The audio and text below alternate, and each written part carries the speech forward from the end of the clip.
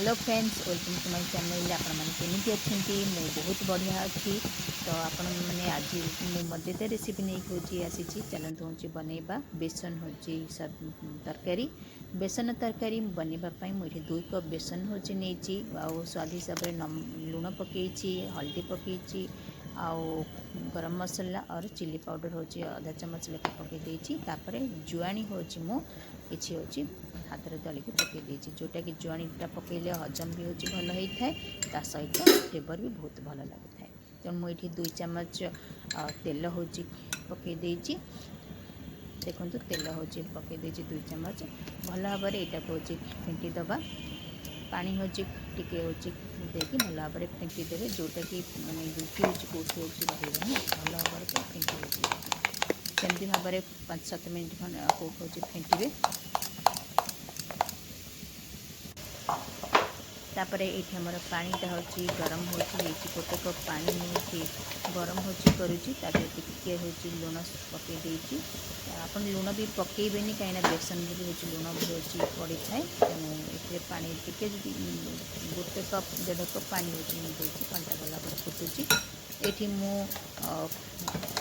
मेथी पत्र हूँ हाथ में दलिकी पकई दूसरी बेसन में यहाँ भी पानी से बेसन गोलटा को ढाली दूची। ढाला आप संगे संगे यहाँ हूँ चलैवा हूँ नहीं तो तले हूँ लगी जबार हूँ चांसटा हूँ थाए बेसन लगी जाए जल्दी। तो मुझे ठीक भल भाव यहाँ चलाऊँगी भल भाव कहीं मिसई दूची भल भाव यहाँ गोलेबा हूँ ना मानने बेसनटा यहाँ जो जंतुचे आम ये बेसनटा जंतिक आम सब्जी बनइबा।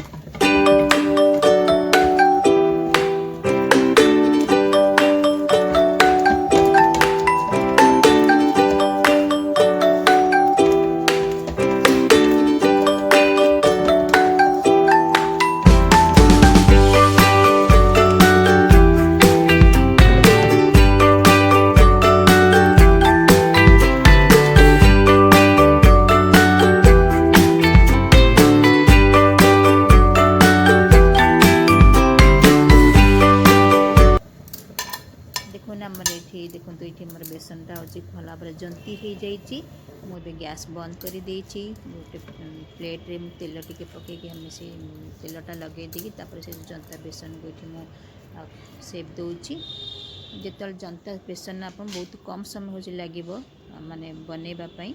तेणु हूँ मुझे हाथ तेल हाथ हो पानी हाथ मारिक लगे जो हाथ में जो न लगुव से जाने जंताटा होगला बोली।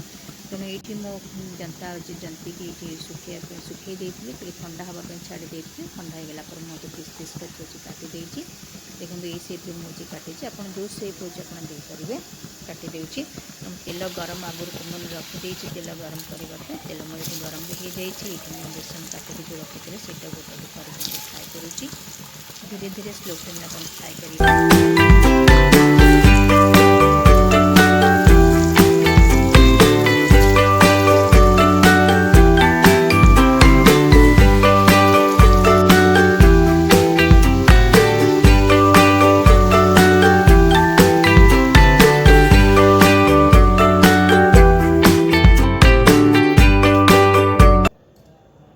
ये मो तेल मोर जो फ्राए करी जो छाणी देती बेसन टाक से जो तेल बची से गोटे मैंने चामच मो जीरा पकईली अदा हूँ चिटिक हूँ पकईली।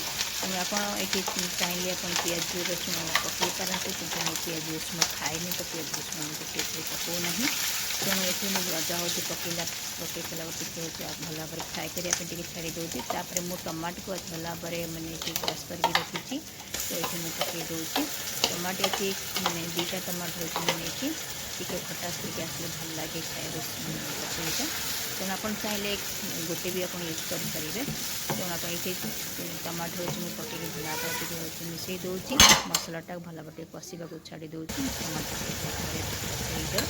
तो ये मुझे गोटे घोल हूँ बनई जोटा कि मसला हल्दी गोटे चम्मच नहीं गरम मसला गोटे चम्मच जीरा पाउडर चिली पाउडर मैंने धनिया पाउडर सब मिसई गोटे चम्मच पानी टे पकईकि सब घोल गोटे बनईकी रखी आगुरी आप ଆପଣ ଯେତେବେଳେ ବେସନ ଜନ୍ତିବା ଥଣ୍ଡା ହେବା ସମୟରେ ସେ ସମୟରେ ଘରଟା ବନେଇ ପାରିବେ।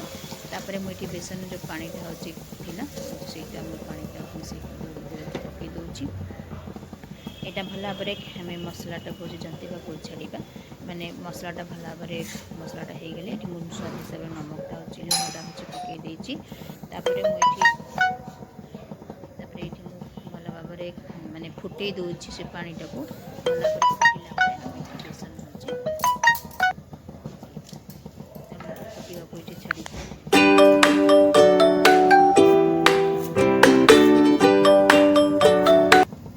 ଏଠି ଧନିଆ ପତ୍ର ହେଉଛି ମୁଁ କାଟିକି ହେଉଛି ପକାଇ ଦେଉଛି। ପାଣିଟା ବହୁତ ଭଲ ଭାବରେ ହେଉଛି ଫୁଟିଗଲାଣି। ମୁଁ ଟିକେ ବେଶୀ କରି ପାଣି ହେଉଛି ଦେଇଛି, କାହିଁକିନା ବେସନ ତରକାରୀଟା ବେସନ ପାଣିଟା ପିଇଯାଏ, ତେଣୁ ବେସନ ପିଇଯିବ, ତେଣୁ ହେଉଛି ଆମେ ଟିକେ ଅଧିକ ପାଣିଟି ହେଉଛି ଦେଇଥିବା। ବେଶୀ ପତଳା ହେଉଛି କରିବାନି, ବେଶୀ ମୋଟା ବି ହେଉଛି କରିବାନି, ବହୁତ ହି ଭଲ ଲାଗିବ। ଏଠି ମୁଁ ବେସନ ହେଉଛି ପକାଇ ଦେଉଛି।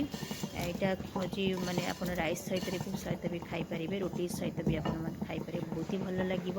ତେଣୁ ଘରେ ନିଶ୍ଚିତ ଭାବରେ ହେଉଛି ବନେଇବେ। କେମିତି ଲାଗିଲା କମେଣ୍ଟସ୍ ନିଶ୍ଚିତ ଭାବରେ ଜଣେଇବେ କେମିତି ଲାଗିଲା। ଆଉ ମୋର ରେସିପି ଯଦି ଆପଣମାନଙ୍କୁ ଟିକେ ଭଲ ଲାଗିଥିବ, ଲାଇକ୍ ସେୟାର ସବସ୍କ୍ରାଇବ୍ କରିବାକୁ ବିଲକୁଲ ହେଉଛି ଭୁଲିବେନି। ପୁଣି ମଜାଦାର ରେସିପି ନେଇକି ହେଉଛି ଆସିବି ଆପଣମାନଙ୍କ ପାଇଁ। ସେଥି ପର୍ଯ୍ୟନ୍ତ ରହୁଛି bye, take care and be safe. Thank you.